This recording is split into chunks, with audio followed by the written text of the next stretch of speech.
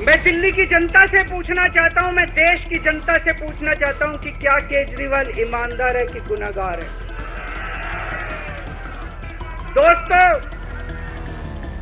2 दिन के बाद, आज से 2 दिन के बाद मैं सीएम की कुर्सी से इस्तीफा देने जा रहा हूं। अरविंद केजरीवाल जी ने जो फैसला लिया, शायद ही इस देश के इतिहास में, मैं कहूंगी इस दुनिया के लोकतांत्रिक इतिहास में किसी नेता ने लिया होगा।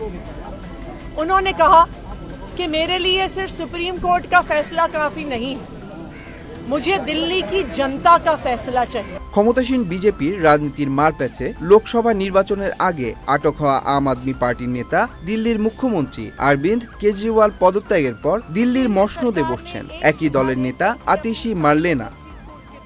দিল্লির নতুন মুখ্যমন্ত্রী হিসেবে আতিশির নাম ঘোষণা করেন ভারতের ইতিহাসে প্রথমবারের মতো মুখ্যমন্ত্রী থাকাকালীন অবস্থায় গ্রেফতার হওয়া কেজরিওয়াল নিজেই।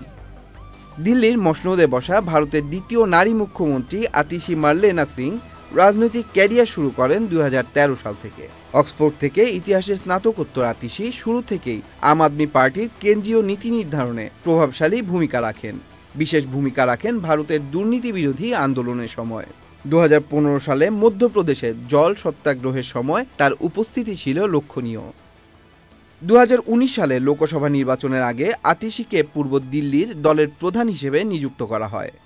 2020 সালের দিল্লি বিধানসভা নির্বাচনে দক্ষিণ দিল্লির কালকাজি আসন থেকে বিজেপি প্রার্থী ধরমবীর সিংকে 11,422 ভোটের ব্যবধানে পরাজিত করেন তিনি, যা তাকে দিল্লি সরকারের গুরুত্বপূর্ণ অবস্থানে যেতে সহায়তা করে।